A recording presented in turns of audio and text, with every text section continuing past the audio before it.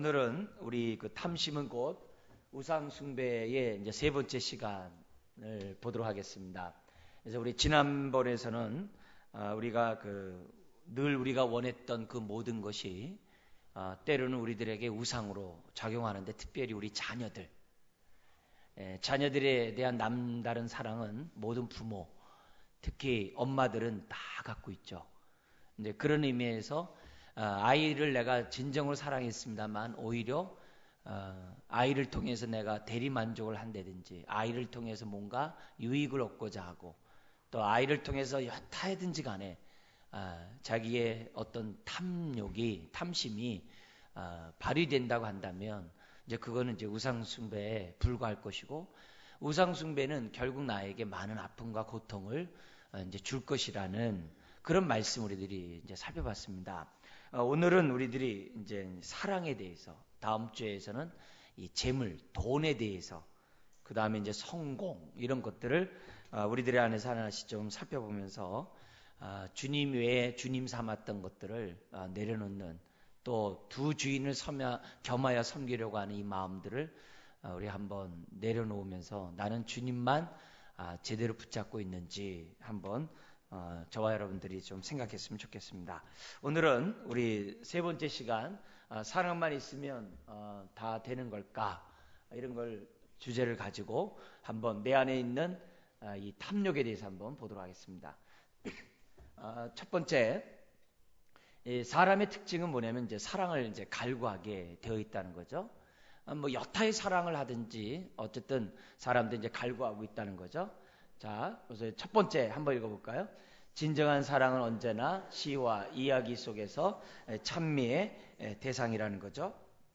더구나 오늘과 같은 이 문화에서는 그 열망이 더 커지고요. 이 가수들의 그 노랫말들 이렇게 보면 사랑의 목을 매도 아주 지나칠 정도로 목을 매면서 이 가수들이 많이 노래하고 있고, 또 그 가운데 많은 사람들이 감화 감동을 받아요. 그죠? 감화 감동을 받고, 심지어는 낭만적인 그런 사랑을 할 수 있다고 한다면 잘못된 관계를 설정하더라도 상관없다라고 할 정도로 사랑에 목마른 것이 오늘 우리들이 살아가는 현실이고요. 할리우드에서 나오는 그런 영화, 이런 모든 것들이 사랑을 갈구하는 그런 영화들이 주를 이루고 있다는 것을 잘 알고 있을 것입니다. 그런 가운데 두 번째 읽어볼까요? 뛰어난 외모를 이용해서 유익을 얻고자 하는 사람들이 많다. 그래서 우리들이 이런 말이 있잖아요. 얼굴 이렇게 값을 한다, 이런 말이 있을 정도로 사람들이 그 외모를 가지고 스스로 이용하고 또 이용당하는 이런 일들이 우리가 사는 세상 속에 많이 있습니다. 그래서 심지어는 우리 그 유명한 할리우드 배우들이 이구동성을 하는 얘기가 이겁니다. 어떤 말이에요? 어떤 사람이 자신을 만약에 이렇게 끊임없이 사랑해주고 인기를 받지 않는다고 한다면 내가 살아서 뭐 하냐, 이런 얘기하면서 마돈나 같은 이런 사람들은 끊임없이 새로운 사랑을 얻기 위해서 새로운 것들을 자기가 창의적으로 창출해 간다고 이렇게 한다고 합니다. 이제 그런 가운데 레이디 가가 같은 사람은 막 이상한 퍼포먼스를 하잖아요. 근데 그렇게 함으로써 자기는 존재감을 자기는 느끼고 있다라고 이제 설명하면서, 인기를 얻을 수 있는 길이라고 한다면 나는 심지어 과학적인 그런 행동을 하더라도 나는 기꺼이 나는 그런 사람 관계를 맺겠다, 이런 얘기를 이제 말들을 하고 있습니다. 왜 그렇게 하느냐?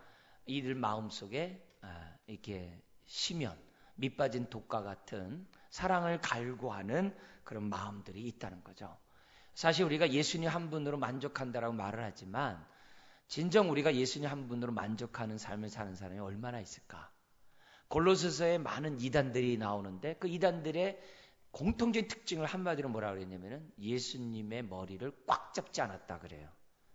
그러니까 예수님을 꽉 붙잡지 않으니까 그 느슨한 틈을 통해서 다른 것을 통해서 만족 얻으려고 하는 그런 모습이 있는데, 특별히 이 외모를 통해서, 외모 지상주의 속에 우리가 있기 때문에 외모를 통해서 유익을 얻으려고 하는 사람이 너무 많아요.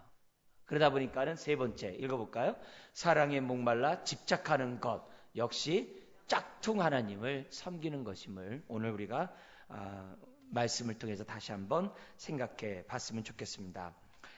이를 우상으로 섬기는 사람은 허리가 부러지도록 열심히 일을 하죠. 그래서 남들보다 앞서가고 많이 벌고자 하고 또 많이 벌 수 있다고 한다면 나쁜 짓도 정말 직접적으로 할 수 있을 정도의 행동들이 우리들 가운데 많아요. 얼마 전에 누가 이제 이 경남 누구누구가 이렇게 또 세상을 이렇게 등지지 않았습니까? 안타까운 사실은 또 장로님이시래요. 그러니까 지난번에 또 무기 또 세탁한 그 양반도 어느 교회 장로님이라고 해가지고 또 그렇게 요즘 유행이잖아요. 요즘 말이죠. 아직도 교회 다니냐 이런 말을 들을 정도로 심각한데 굉장히 참 어려운 지경 속에 우리들이 어쨌든 처해 있는데요. 일뿐만이 아니라 이 사랑도 마찬가지죠. 사랑을 우상으로 섬기는 사람은 심지어 어떤 사랑하는 사람들에게 이용당하고 사랑하는 사람에게 학대를 당하더라도 그 사람을 떠나지 못하는 이런 일들이 병적인 관계가 오늘 우리가 사는 사회에서도 굉장히 많다는 것이 이 치유 상담하는 사람들의 이렇게 이구동성의 말입니다. 그래서 맹목적인 그 애정에 빠져 있고 맹목적인 그 사랑에 무분별하게 하는 일들이 정말 생각하기 힘든 그런 일들이 현실 속에 많이 있는데 왜 그러냐? 바로 이 사랑의 노예가 돼서 짝퉁 하나님을 섬기고 있기 때문이라는 것을 보여줍니다. 자, 그런 가운데 성경에 보면 사랑에 대한 갈망 때문에 노예게 된 이 얘기가 창세기 29장에 이제 기록되어 있습니다. 거기 보면은 야곱과 레아와 라헬의 관계의 사랑입니다. 그래서 성경에 보면은 이 야곱과 두 부인과의 그런 이 사랑의 이 관계가 야곱이나 레아나 할 것 없이 또 그 옆에서 정말 이익을 보고자 했던 레아와 라헬의 부모인 이 라반, 이 외삼촌 야곱의 이 외삼촌의 이런 아주 엽기적인 이런 행동을 보면 정말 사랑을 갈구하다가 결국은 정말 짝퉁 하나님을 섬기게 되고 그 결과 많은 어려움과 고통이 되돌아온다는 사실이 이미 창세기 29장에서부터 나와 있는 것을 보게 됩니다. 그래서 사랑을 우상으로 섬기고 있는 이런 사람들, 낭만적인 그러한 이 사랑을 최우선으로 하는 사람들에게는 언제나 그가 짝퉁 하나님을 섬기고 그 결과 많은 절망과 고통을 당하게 된다는 것을 생각해 보면서 미리 우리는 조심하고 또 우리가 깨어 있어야 한다는 것을 이제 생각하지 않을 수가 없습니다. 자, 그러니까 두 번째 우리가 살펴볼 것이 뭐냐면 사람은 모든 사랑을 간구하는데 두 번째 뭐냐면 메시아의 약속을 한번 볼게요. 성경에 보면 하나님이 아브라함을 부르시고 너희 후손을 통해서 메시아를 주시겠다라고 약속을 합니다. 그런 가운데 이삭은 쌍둥이 에서와 야곱을 낳았습니다. 그러면서 하나님이 너희 자녀를 향한 하나님의 계획을 아브라함에게 약속하셨던 그 구원의 계획을 메시아를 보내겠다라고 하는 그 약속을 이 이삭의 가정에 줍니다. 뭐라고 주느냐? 형이 동생을 섬길 것이다. 에서가 야곱을 섬길 것이다. 하나님은 야곱을 통해서 아브라함을 통해 이루고자 했던 계획한 하나님의 메시아를 하나님의 아들을 보내겠다라고 약속했어요. 그래서 형이 동생 섬긴다는 말은 뭐냐면 동생을 통해 구세주의 맥을 이어가겠다는 하나님의 뜻이에요. 하나님의 구원 계획입니다. 그런데 정작 이삭은 우리 이삭에 대해서 굉장히 좋은 모델이 많잖아요. 아버지가 자기를 제물 드리려고 할 때 기꺼이 순종하고 자기 몸을 드렸던 이삭, 그죠?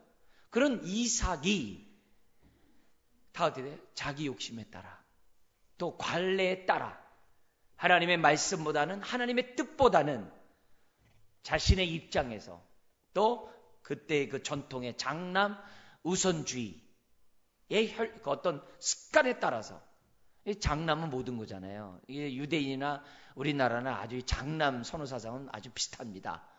그래서 이삭은 하나님의 뜻보다도 장자를 선택해서 뭐냐면은 자녀를 키웁니다. 그래서 이삭은 특별히 누구를 편애해요? 에서를 편애해요. 그러다 보니까 리브가인 아내는 누구를 돌보게 돼요? 야곱을 감싸게 되죠. 왜? 절대적인 가부장적인 사회에서 이 아이는 뭐예요? 장자는 곧 나거든요. 유대인들은 아주 굉장히 엄격합니다. 우리랑 같이. 이런 가운데 이런 편에서 자란 이삭이 아니라 에서는 오만하고 자연스럽게 어떻게 돼요? 고집세고 충동적인 사람이 되는 거죠. 반면에 야곱은 냉소적이고 어떻게든지 간에 내가 살아남아야 되겠다고 하는 잔머리를 굴리는 자기 유익을 추구하는 사람이 됩니다. 왜? 양육강식의 시대 속에서 아버지의 사랑을 받지 못하는 상황 속에서 어떻게든지 간에 제 몫을 챙겨야 되잖아요. 더구나 어머니를 통해서 어떻게 해야 돼요? 자기를 통해 하나님이 축복의 길을 이루어 가신다는 얘기를 들으니까 야곱이 어떻게 해야 돼요?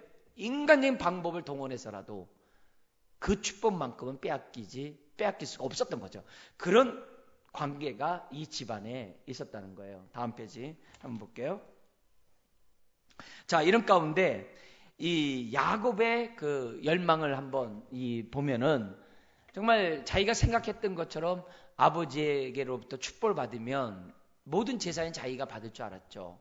그렇지만 부모의 어떤 그러한 임종 소식조차 대면하지 못할 상황이 됐고 결국 어떻게 돼? 형에게 미움을 받아서 도망가지 않으면 안 되는 그런 존재로 전락하게 되는 그런 운명을 어떻게 보면은 삶을 맞이하게 됐다는 거죠. 그런 가운데 엄마의 도움으로 자기가 갈 수 있는 곳은 뭐예요? 외삼촌 집에 갈 수밖에 없는 거죠. 그래서 그 엄마가 알려준 대로 라반의 집에 가가지고 생명을 부지하게 됩니다. 자, 근데 이 야곱의 이 장점 중에 하나가 뭐냐면은 양들을 잘 돌보는 그런 어떤 능력을 부여받게 됩니다. 이건 아마 하나님이 야곱에게 주신 하나님의 축복인 것 같아요. 그래서 야곱이 그 양들을 잘 관리하는 것, 특히 자기 자식보다도 더 잘하는 걸 보고 라반은 뭐냐면 이 야곱에게 자신의 양들을 맡기게 됩니다. 기업을 맡기는 거예요.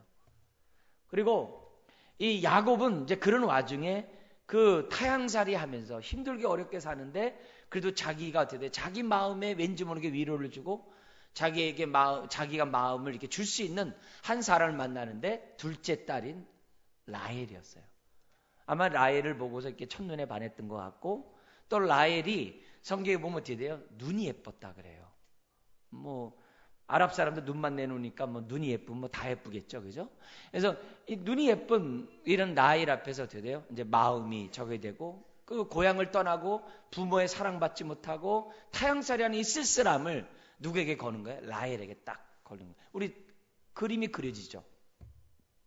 그래서 야곱은 그 힘든 외삼촌의 그런 어떤 그 생활을 나혜를 얻고자 하는 그 마음을 가지고 일편단심으로 그 어려운 시기를 지나갑니다. 이걸 아버지가 알아요. 라반이. 그래서 이게 뭐냐면 이런 야곱의 마음을 이용해 먹고자 라반이 약속을 하는 거죠. 내 양을 다 맡기겠다. 너 뭘 얻기 원하냐? 그러니까 어떻게 돼요? 야곱이 저 라헬을 얻기 원합니다. 그래서 라반이 얘기해요. 딸을 주겠다라고 얘기 안 해요. 그 성경에 보면요. 나도 그렇게 하는 게 좋다고 생각한다. 요거 이렇게 전형적인 사업가의 그 아주 애매모호한 주겠다는 것도 아니고 안 주겠다 아니고 그냥 듣는 사람이 보면 나 주나 보다 이렇게 생각하게끔 말을 탁 던져요. 완전히 사기꾼의 어떤 전형적인 그런 모습이죠. 다음 페이지 한번 볼게요.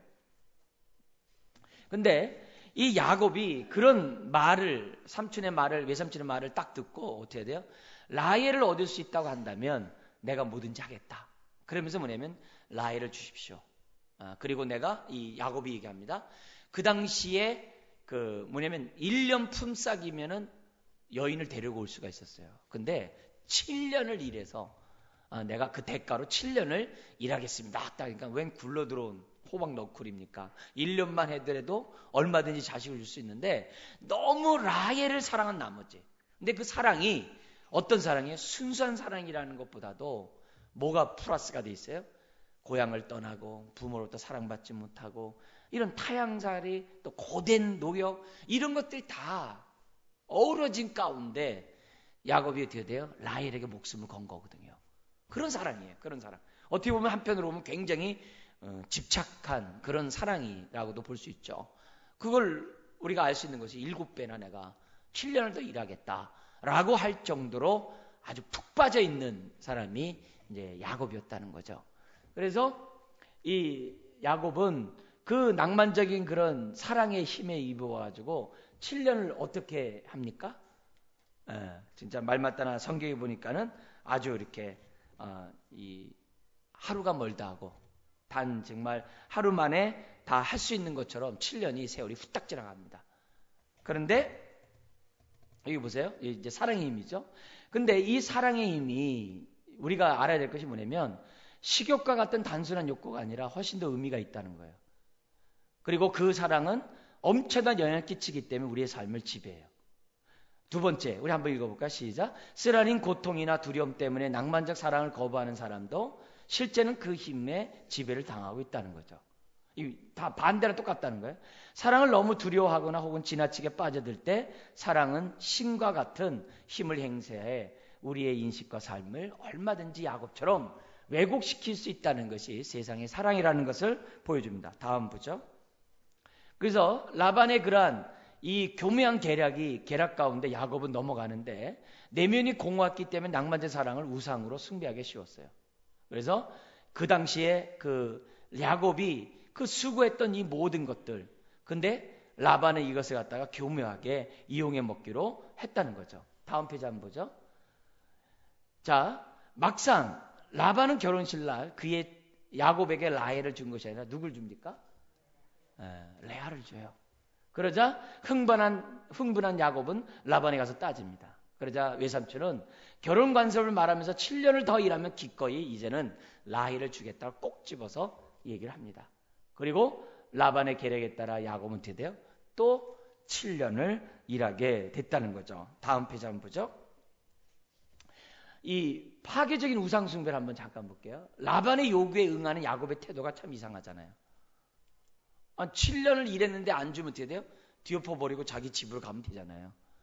근데 라헬을 너무 사랑한 나머지 거의 어떻게 돼요? 짝퉁 하나님처럼 온전히 몰입한 나머지 7년 더 일하면 주겠다는 그 말이 어떻게 돼요?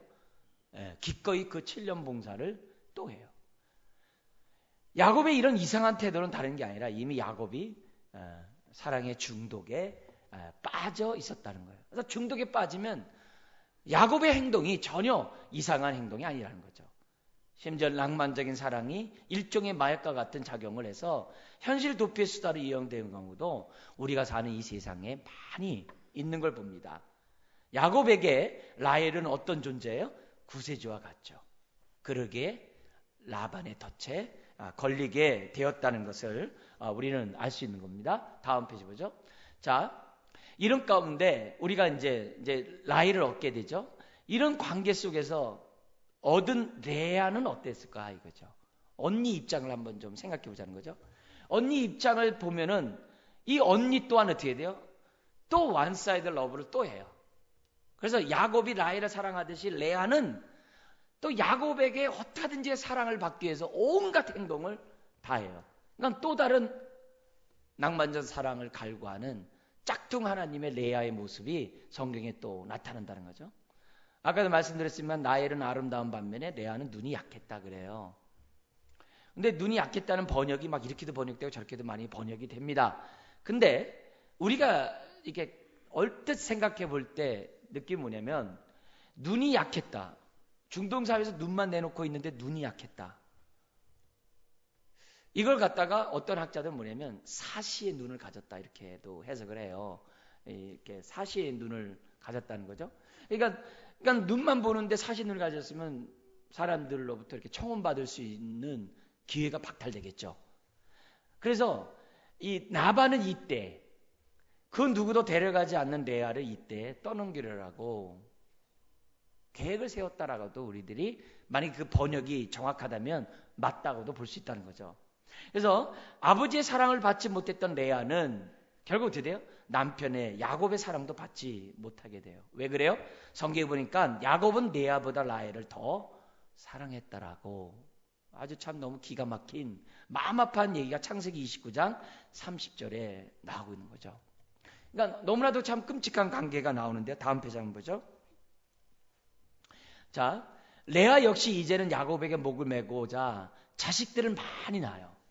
우리 그럴 수 있잖아요. 자식 낳으면은 너 사랑해 줄 거야. 우리 옛날에도 그런 말들이 많이 있잖아요. 그런 것처럼 어떻게 하든지 남편의 사랑을 받기 위해서 레아는 완전히 야곱이 헌신적으로 라헬을 얻고자 했던 것처럼 레아 역시 헌신적으로 야곱을 얻고자 낭만적 사랑을 하는 거죠. 그래서 자식을 많이 낳아요. 근데 야곱은 여전히 라헬만 사랑해요. 우린 그 자식의 이름을 보면서 레아의 그 마음의 고통을 읽을 수 있어요. 첫 번째, 우리 첫째 아들 르우벤. 그 이름의 뜻이 뭐냐면 주님께서 내가 괴로워함을 보시고 아들을 주셨으니 이제는 남편이 나를 사랑할 것이라. 얼마나 참 끔찍한 말입니까? 내가 아들을 낳았기 때문에. 왜? 고대 중동 시대에 뭐냐면 그 당시 동생은 애를 못 낳고 있었어요. 근데 자기가 아들을 낳았기 때문에 장자잖아요. 그러니까 어떻게 돼요? 아, 이제는 내가 됐고 우리 집안에서 내가 누구보다도 내가 야곱의 정말 아내로서 그 장자의 혈통을 갖다가 이어져 갈 수 있을 것이다. 이런 마음을 레아가 가졌다는 거죠. 그래서 이름이 르우벤이에요. 그래서 르우벤아 할 때마다 마음속에 있는 거예요. 아, 드디어 나는 아들을 낳았다. 우리나라 이 조선시대에서 우리 여성들의 꿈이 뭐였냐면은 아들 낳는 거였죠. 남자보다 여성이 더 원했대요. 왜 그러냐?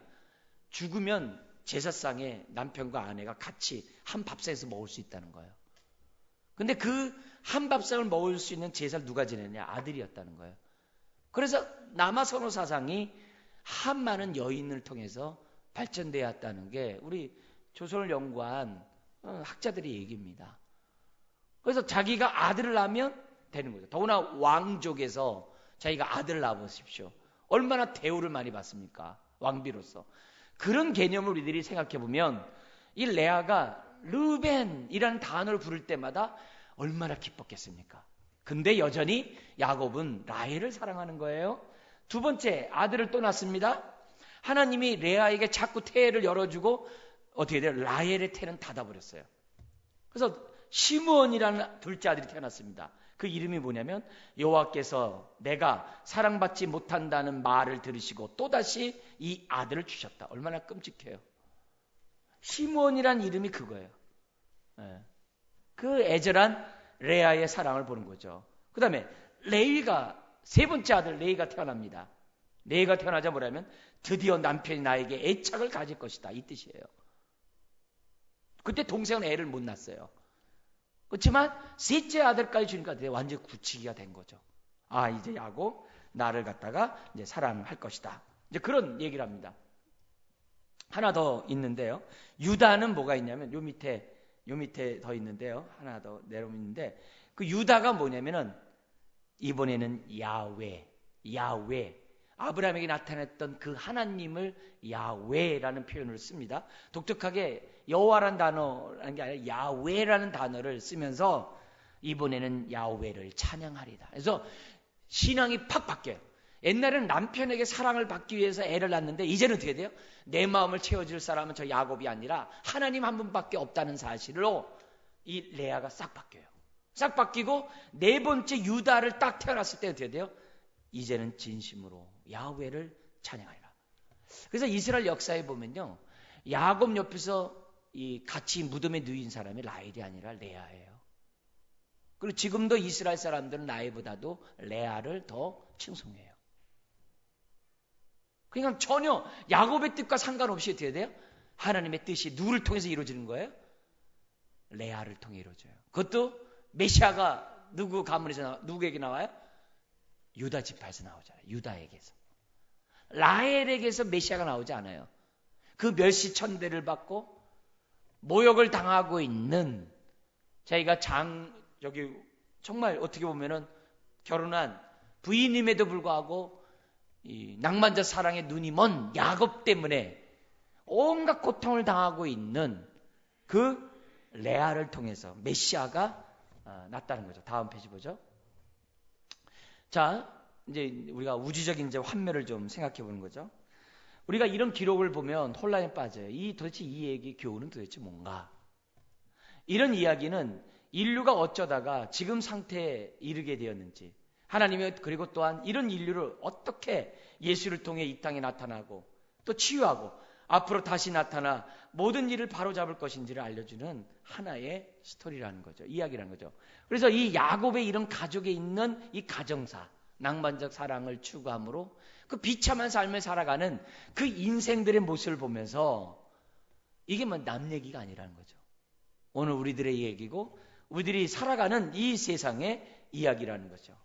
그래서 세 번째 이렇게 보면 성경은 하나님의 은혜를 입을 자격도 구할 자격도 없는 그런 자들에게 대해서 성경은 기록하고 있고 또 은혜를 받았음에도 불구하고 은혜에 대해서 감사하지 않는 그런 사람들을 깨닫도록 하기 위해서 성경에 기록되어 있거든요. 그래서 야곱처럼 낭만적인 사랑을 추구하고 레아처럼 낭만적인 사랑을 추구하는 그 인생들에게 우리 하나님은 찾아오실 뿐만 아니라 그들에게 참된 사랑이 무엇인지 알게 하도록 하기 위해서 지금 뭐예요? 성경에 기록되어 있다는 거죠. 다음 페이지 보죠. 다음 페이지 보면 네, 멈췄습니다만 안 넘어가요? 네, 그러면 다음 페이지 이제 이 우주적인 이 한멸이 그런 거예요. 그래서 우리가 사는 이 땅에서는요, 주님을 사랑하고 주님 안에서 우리가 위로와 만족을 얻기 전까지는 낭만적인 사랑을 바라보고 따라감으로 인해서 야곱과 같은 그런 비참한 그런 인생을 살 수밖에 없다는 것을 이게 지금 어디까지 넘어간 거죠? 네, 그걸 우리들에게 이제 보여줍니다. 그러면서 우리가 야곱이 라헬을 사랑한 만큼 사랑한 만큼 눈을 뜨면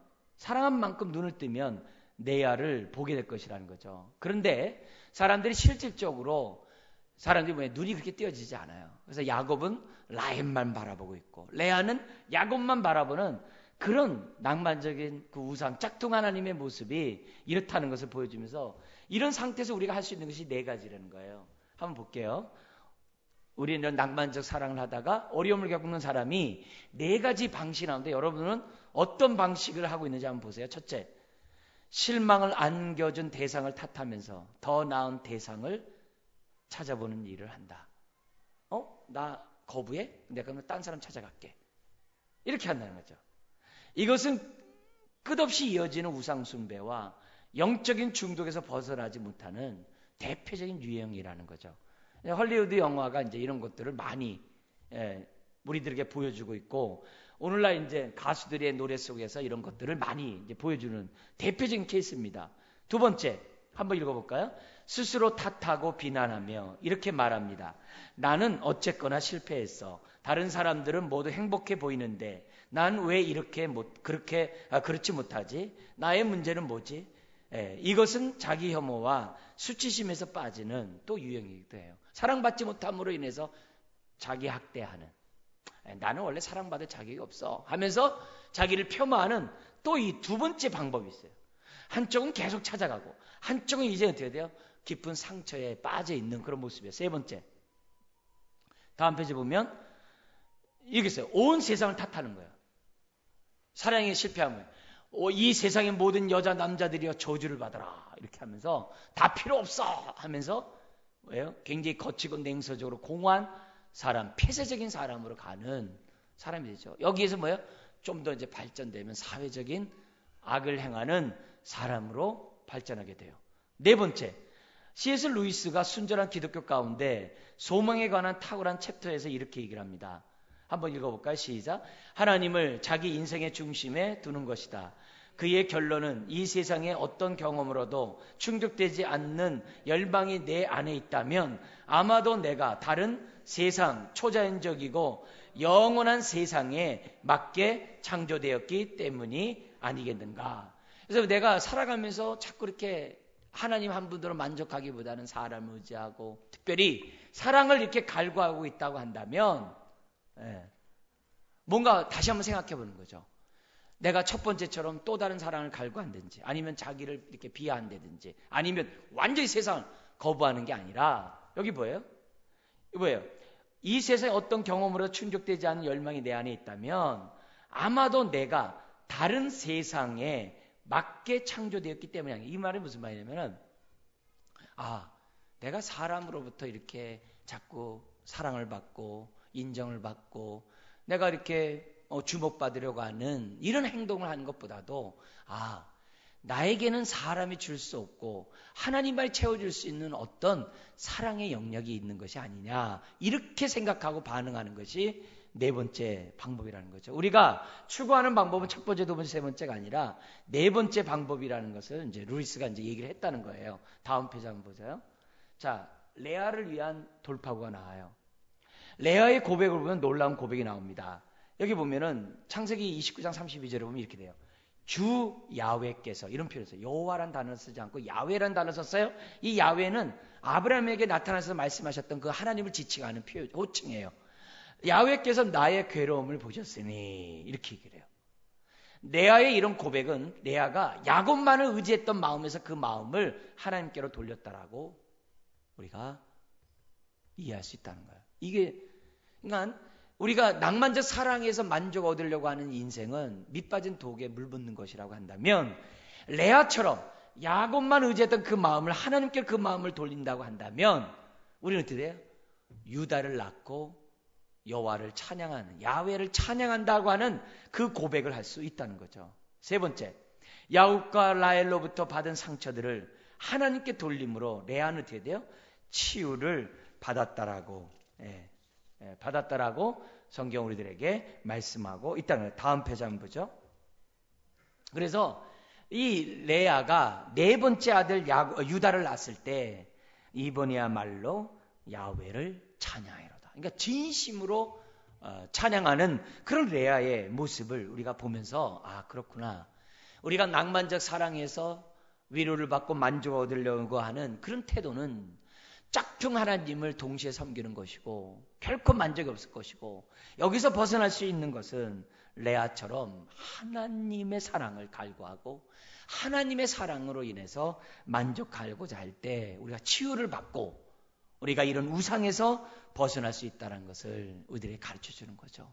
여러분, 사람은 사랑을 받는 존재예요. 사랑 없이는 하나 살아갈 수 없어요. 근데 그 사랑은 사람으로서만이 있는 게 아니라 하나님과 사람으로부터 받아야 한다는 것을 우리에게 가르쳐줘요. 우리는 주의 이름을 부르면서 주님의 사랑보다도 사람의 사랑을 갈구할 때가 있어요. 그거는 짝퉁 하나님을 동시에 섬기고 있다는 거죠. 자, 진짜 사랑을 한번 보죠. 하나님은 레아를 위해 특별히 어떤 일을 하셨는가, 이렇게 돼 있어요. 자, A번 읽어볼까요? 레아는 막내 아들에게 뭔가 특별한 의미가 있음을 알아차렸는지도 모른다. 하나님이 자신을 위해 뭔가를 해주셨다고 직감할 수도 있다. B번, 훗날 유다에게서 누가 나타나요? 메시아가 나타나고, 레아는 이것을 성령의 감동 속에서 아마 깨달았다라고 말씀드릴 수 있는 거죠. 다음 페이지 보죠. 2번, 하나님은 레아를 사랑하셨을 뿐만 아니라 하나님 자신이 레아의 뭐가 됐어요? 사랑의 대상이 되셨어요. 그래서 한번 읽어볼까요? 시작. 내가 진짜 신랑이니라. 나는 남편 없는 여인들의 남편이며 아버지 없는 아이들의 아버지다. 이게 레아가 만난 하나님인 거죠.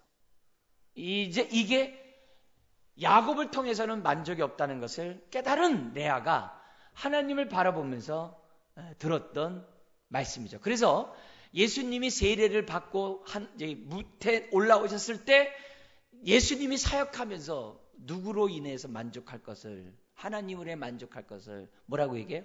너는 내 사랑하는 자요, 내 기뻐하는 자다 그랬어요.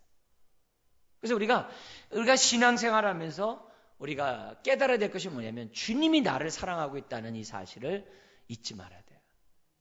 그럴 때 우리가 짝퉁 사랑을 찾지 않을 수 있다는 것을 레아를 통해서 우리들에게 가르쳐주고 우리의 우상에서 벗어날 수 있다는 것을 가르쳐준다는 거죠. 다음 보죠. 이거는 정말 아까 여기 앞에 거 다시 볼게요.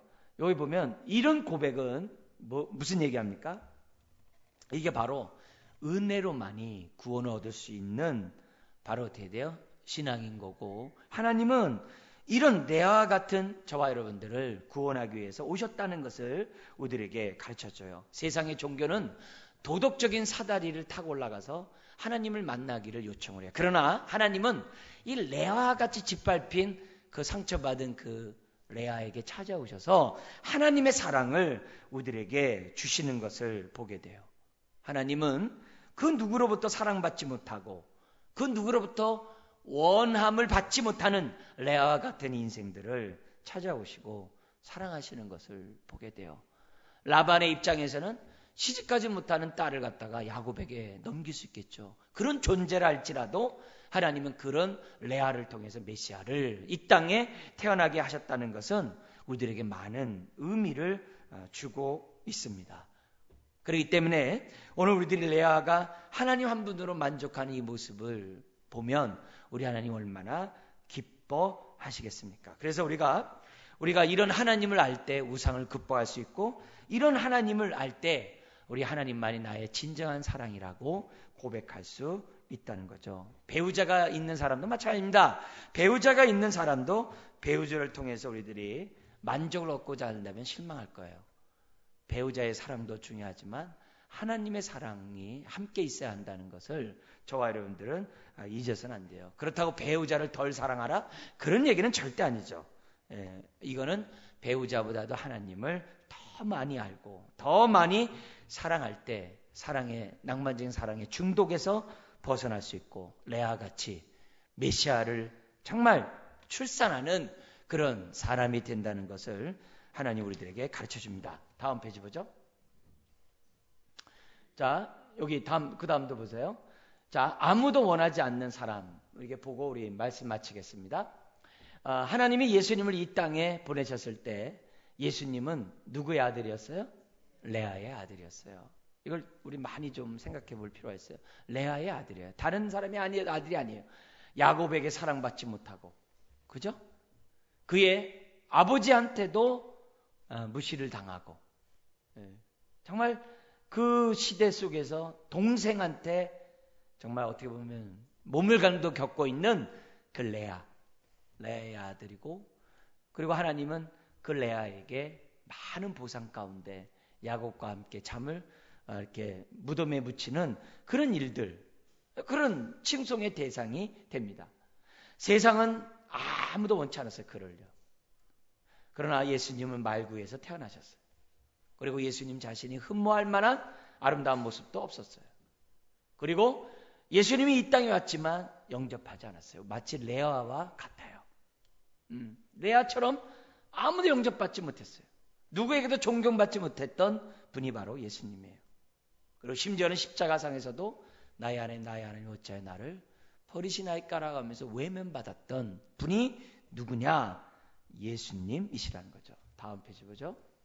왜 예수님은 레아의 아들이 되어야 했을까? 왜 아무도 원치 않는 사람이 되셔야만 했는가? 그렇잖아요. 예수님은 거절했잖아요. 다 해야만 하는가? 예수님은 우리의 죄를 걸머지고 대신 죽으셨어요. 진정 예수님이 나를 위해 베푼 그 사랑에 감동을 받는다면 짝퉁 하나님에게서 우리는 멀어지게 될 것이죠. 스스로 구원을 받으려는 행위에서 우리는 멀어지게 되고, 이미 구세주를 만났기에 다른 구세주, 짝퉁 하나님을 만날 이유가 없다는 거죠. 자식도 짝퉁 하나님이 될 수 있는 거고, 낭만적인 사랑도 짝퉁 하나님이 된다는 거죠. 그래서 주님의 사랑을 우리들이 안다면 예수님을 떠나서 만족을 얻으려는 일체 행위를 멈추게 된다는 거죠. 세 번째, 우리가 의존하고 의지하기보다는 자존감과 자립심을 가져야 합니다. 예수님 외에 사람, 스펙, 이 모든 그 외에 다른 어떤 것도 자신의 인생이나 나의 정체성으로 삼아서는 안 된다는 사실을 우리는 깨달아야 됩니다. 내가 의지하고 주인 삼은 그 모든 것은 나에게 다 뭐예요? 고통을 줄 뿐이에요. 자, 네 번째 우리가 읽어볼까요? 시작. 주님만이 나의 사랑, 나의 삶, 나의 생명, 나의 빛, 나의 아름다움이십니다. 이런 고백을 우리가 할 때 짝퉁 사랑에서 우리 정말 낭만적인 사랑에서 벗어날 수 있고 우리 주님 한 분만으로 더 만족하는 저와 여러분들이 될 수 있습니다. 참된 사랑을 우리 만나시기를 주의 이름으로 축원드립니다. 기도하겠습니다.